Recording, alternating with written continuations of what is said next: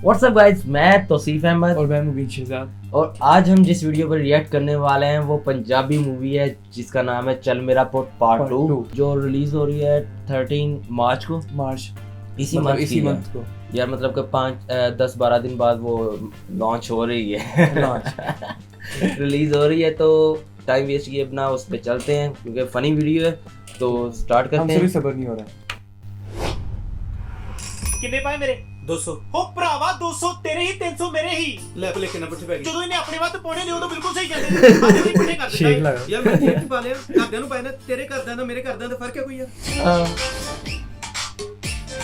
ਜਿੰਦਰ ਓਏ ਉਹ ਕੂੜ ਤੈਨੂੰ ਕਿੰਨੀ ਵਾਰੀ ਕਿਹਾ ਸਭ ਤੋਂ ਅਖੀਰ ਤੇ ਅੰਦਰ ਜਾਇਆ ਕਰ। ਉਹ ਚੌਧਰੀ ਚਿੜੀ ਜਿੰਨੀ ਤੂੰ ਵੇਟ ਕਰਦੀ ਤੂੰ ਬਾਂਦਰ ਚ ਨਹੀਂ ਪਾ ਲੈਣਾ ਉਹ ਪੰਜਾਬ ਬੰਦਾ 4 ਦਿਨ ਕੰਮ ਨਾ ਵੀ ਕਰੇ ਨਾ ਤਾਂ ਵੀ ਭੁੱਖਾ ਨਹੀਂ ਸੌਂਦਾ। ਉਹ ਇੱਥੇ ਵੀ ਤੁਹਾਨੂੰ ਭੁੱਖਾ ਨਹੀਂ ਸੌਣ ਦਿੰਦੇ। ਦੱਸੋ ਕੀ ਖਾਣਾ? ਚਿਕਨ ਸ਼ੈਸ਼ਲੇ। ਕੀ ਖਾਣਾ?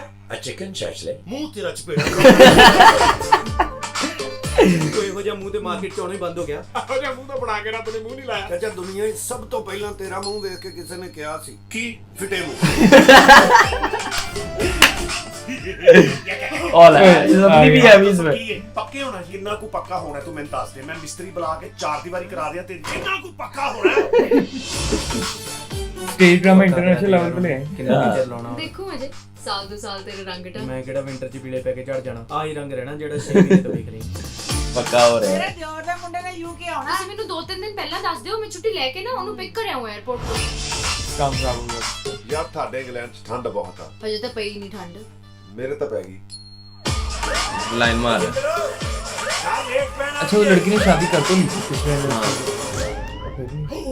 ओए आ गई है। ਖਾਨਾ ਖਰਾਬ ਦੀਆਂ ਪੁੱਤਰਾ। अच्छा ये भी आ गई। ਸਾਰੇ ਇੱਥੇ ਰਹਿੰਦੇ ਹੋ? ਹਾਂਜੀ ਕਿਰਾਇਆ ਦਿੰਦੇ ਹੋ? ਨਹੀਂ ਨਹੀਂ ਜੇ ਨਹੀਂ ਦਿੰਦੇ ਤੇ ਅੱਜ ਤੋਂ ਤੁਹਾਨੂੰ ਕਿਰਾਇਆ ਦੇਣਾ ਪੈਣਾ। ਚੱਲੇ ਹੁਣ ਚੱਲੀਏ ਸ਼ਿਫਟ ਲਾਉਣ ਨੂੰ। ਤੂੰ ਦੱਸ ਵੇ ਨਿੱਕੀ ਸਾਲੀ ਦੇ ਮੂੰਹ ਵਾਲਿਆ ਕਿੰਨਾ ਚਿਰ ਹੋ ਗਿਆ? ਵਾਹ ਥੱਲੇ ਕਰ ਤੇਰੀ ਤੂੰ ਡਿੱਗ ਪੈਂਦੀ ਹੈ ਤੇ ਤੂੰ ਮੈਂ ਲੰਮੇ ਵਾਲਾ ਲਿਆ।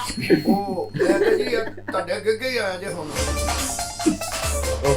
ਮਸਾ ਤੇਰੀ ਫਾਈਲ ਅੱਗੇ ਲੱਗੀ ਹੈ, ਨਾਲ ਹੀ ਤੇਰੇ ਕੋਲ ਪੈਸੇ ਮੁੱਕ ਗਏ। ਵਕੀਲ ਸਾਹਿਬ ਤੁਹਾਡੇ ਤੇ ਜਾਂ ਕੁਝ ਤੇ ਕਰੋ।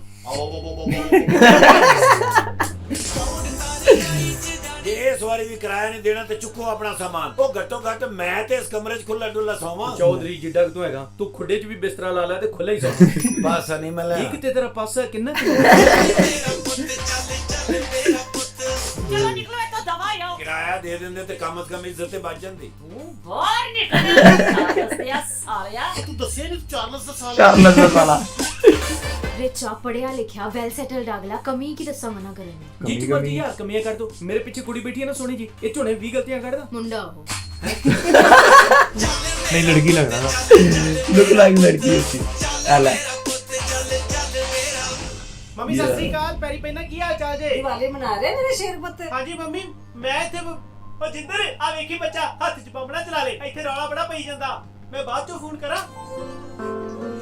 यहाँ पे इतनी फनी है, वो सैड सीन भी है। ਤੇ ਨਾਲੇ ਸਾਰੇ ਦੇ ਕੇ ਨਾ परदेसियों में यही तो हालत है। ਮੈਂ ਵਾਪਸ ਚੱਲ ਜਾਣਾ। ਇੱਕ ਦਿਨ ਨਹੀਂ ਰੁਕਣਾ ਇੱਥੇ ਯਾਰ ਸਾਨੂੰ ਤੇ ਇਹ ਨਹੀਂ ਪਤਾ ਜਿਹੜੇ ਚਿਹਰੇ ਪਿੱਛੇ ਛੱਡ ਕੇ ਆਏ ਆ ਨਾ ਜ਼ਿੰਦਗੀ 'ਚ ਕਦੀ ਵੇਖਣੇ ਵੀ ਆ ਕਿ ਨਹੀਂ। बात सही है।